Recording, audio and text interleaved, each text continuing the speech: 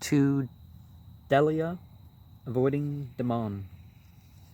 The old bard Tityrus addresseth a beautiful perverse nymph on behalf of his young amorous friend Damon, ending with a threat of satire if the maid prove not kind to the youth.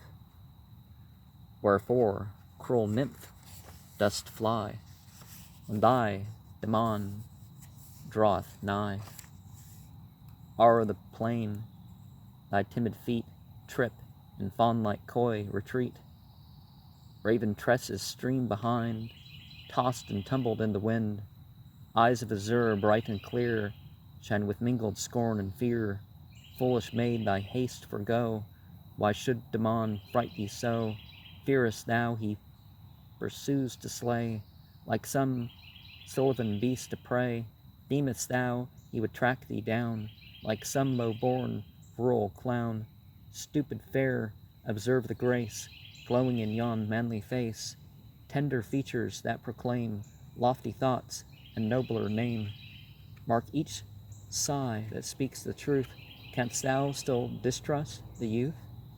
Thus did Peneuse's daughter run from the young so-called god of the sun, losing all the joys of love as a laurel of the grove. Tell me, girl, wouldst rather be happy bride or listless tree? Ponder long on Daphne's fate, lest thou rue thy choice too late. Willful child, why hold thy charms from thy Damon's ardent arms? When the part is not o'erplayed, shyness well becomes a maid. Yet I fear it is with thee but a cloak for cruelty. Art thou so unkind and vain that thou sportest with Damon's pain? Shame upon thee if thou art such a nymph without a heart. Why not spare a glance or kiss? Would it bankrupt thee in bliss?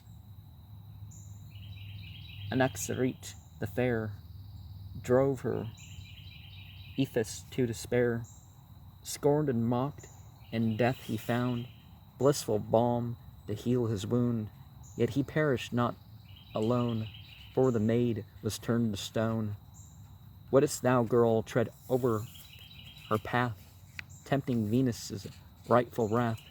Senseless creature, thus to scorn one to wit and glory born.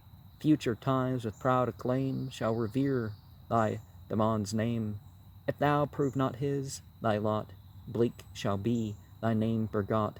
Cease thy flight, unreasoning one, let the genial rites be done. Take a lesson from the past.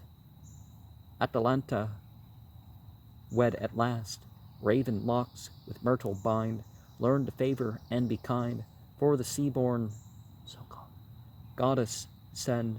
Bid the fervid boy attend, while each grace with loosened zone hails the feasting of her as her own. Damon shall, with generous pride, sing the virtues of his bride, shaming in his tuneful fire old Amphion's golden lyre. Such waits thee, winsome miss, if thou wilt accept the bliss. But shouldst thou still cruel prove, and reject the proffered love, think not that the entities called gods will smile on thy vanity and guile. Damon will to Lyce turn, and for Lyce only burn, whilst my muse in Damon's friend shall her spleen in satire spend. If thou painest at the tender youth, do not look to me for ruth. Nymph, beware, be not too bold, mine Archilochus of old. Wedded bliss and a forced marriage usually don't really get along, right? But marriage is more than just for a person's mere liking of this, that, and the other. And sometimes Sometimes the parents don't get the right pair.